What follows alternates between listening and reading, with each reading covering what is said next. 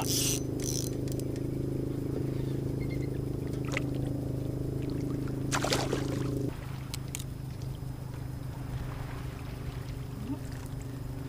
too bad.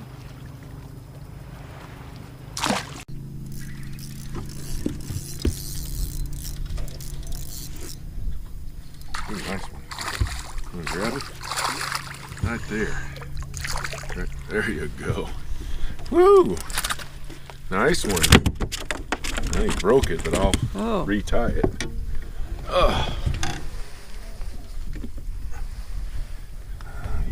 Oh, he left it for you. Well, we're in the process of working on the GoPro, and I was, and it's obviously I'm not left-handed, but I can get that out. And working on the GoPro and caught a nice chunky, maybe pretty close to about 1.75 pounds. I'll take him. I got him on this right here. I'll go over that with you a little bit later.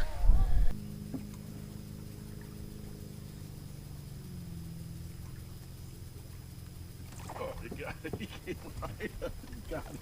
No, I had one picking at mine too, all the way up here. Just as I was gonna pull out, I'll tell you what, you cannot outrun bass. I don't care how fast. I was reeling fast to bring it in. The second one to get me hooked. They're not the only ones getting hooked. They keep hooking me because they're hitting that so hard. I started to reel that in real fast. I saw that bass just come up and get it. Just goes to show you're not going to outrun a bass no matter how fast you move a bait.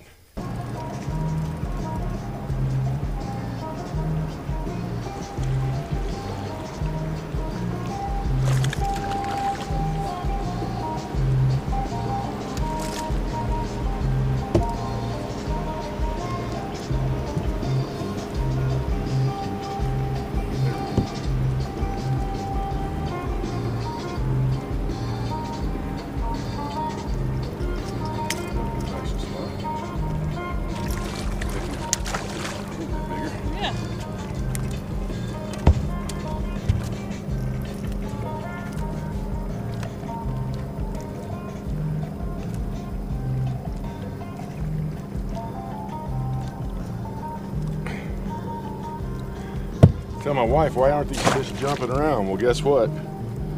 We found them. They have tore this swim bait up.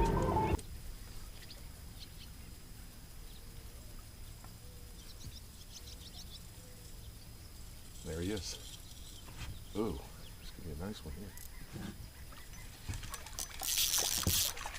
There'll be a white bass right here. You got one too? Yeah. Yeah. I got a white bass.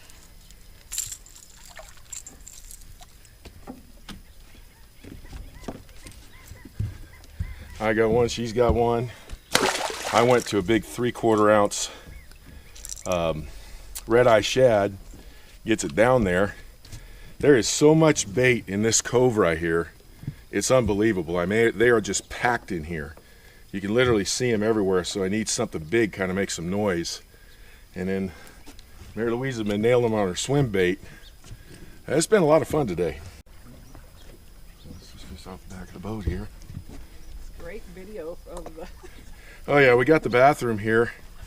You know we're here because my wife had to stop here. And so yeah, you got the video of the bathroom, the floating bathroom out here at the lake.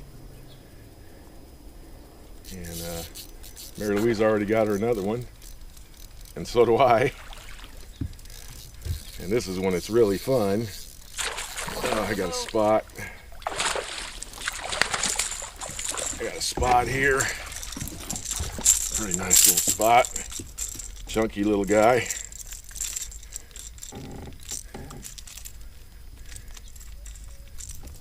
Pretty good size white bass right here. Look at this one, hon. Oh yeah, that's Pretty a big good. one. They like my swim bait. It's pretty fun. We're catching a lot of fish today.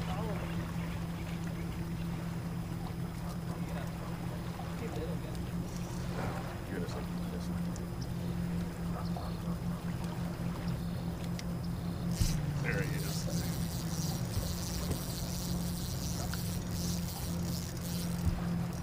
I knew the spots were going to be deeper. They tend to go under the white bass. Oh.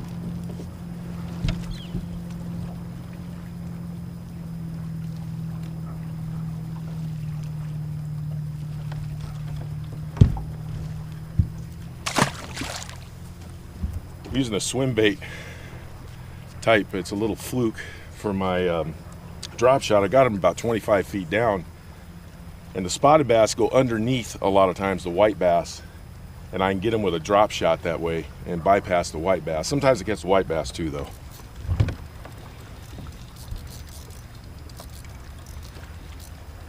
Oh, I thought it was a spot. They hit different, you know? Did you let it go down deeper? Yeah. Good deal. They hit different, so from what Dalton just said, I let my swim bait go down a little bit further and I got me a spot. The white bass have been picking at me all day, but go a little deeper, get a spot. Good deal.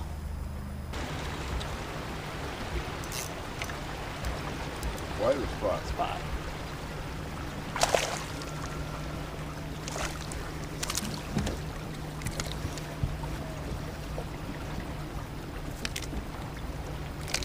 Settle down, dude. This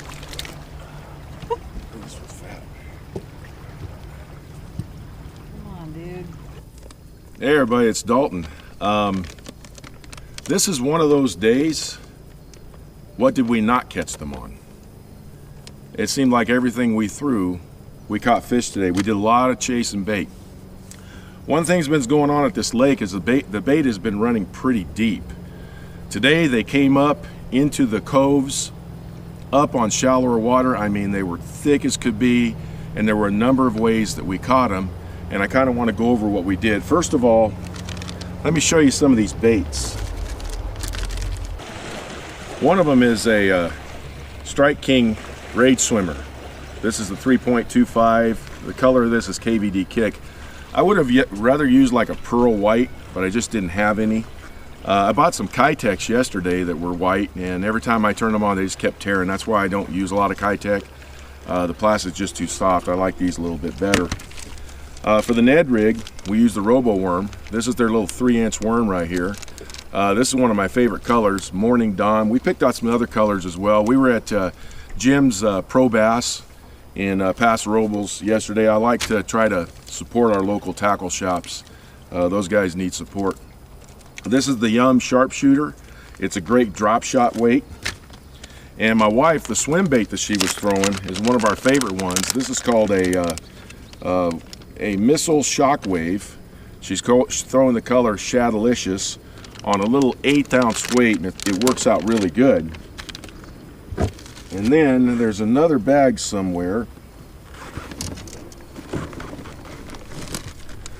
And what I decided to do, because we were looking at the size of the bait fish, they were running about this size right here. This is a big bite bait 4-inch jerk minnow. It's perfect for drop shotting. As you can see, the lake is pretty popular today. We got some people coming through this cove. It's a 5-mile-an-hour zone, and we found some shade. We're going to keep fishing here. There's a lot of fish here on the graph, and I want to show you our rod and reel selections for the baits we used. I can go through this pretty quick. As far as the top water, probably don't need to even say it. My wife and her whopper plopper. Yes. She never leaves home without it. What I decided to use today was a Strike King 2.5 wake bait. You know what this, basically it's a square bill that floats. And the action of this thing is really, really cool. And it has some knockers, so it's really, really loud. Sorry, I didn't, I probably should have thought about what I said before I said it.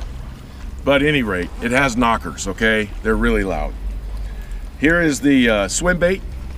It's a 1/4 ounce VMC little jig head. and I'm throwing it on a medium action bait caster with 12-pound test fluorocarbon, and that worked out good today. My wife threw her swim bait on an 8-pound test fluorocarbon and a spinning rod with an 1/8 ounce jig head, a little darter head. And then we go here, the drop shot. Let me tell you how I typically set up my drop shots. I usually use about, maybe 1.5 to 2 foot leader. I use whatever bait I like to use.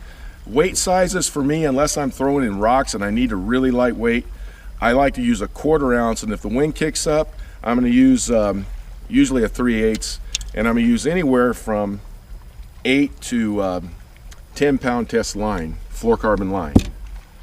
On the Ned rig, pretty simple setup, 8-pound test fluorocarbon. The wind was blowing this morning, so I put a little bit heavier head on there. And I really do like these robo worms. They tear up easy, but I like the colors. And then finally, this is a Strike King Red Eye Shad. Now I use the 1/2 ounce ones when I'm fishing super shallow water. I love the Red Eye Shad, but the problem with it is they tend to float up. This one here is a 3/4 ounce. It's a little bit bigger, has some really stout hooks. I'm throwing it on 15-pound test and a bait casting rod. And where I was catching fish with this is when I saw the big ball of bait, I didn't want to throw anything quiet in there. I would cast past the bait, just rip it through the bait, and they were hitting it like crazy. So today was just one of those days. I mean, we just caught them on about everything we threw. It's what I've been waiting for at this lake. And the more it warms up, for whatever reason, those bait come up. And it's just been a lot of fun today. Thanks for tuning in, everybody. I really appreciate it. We'll talk to you next time.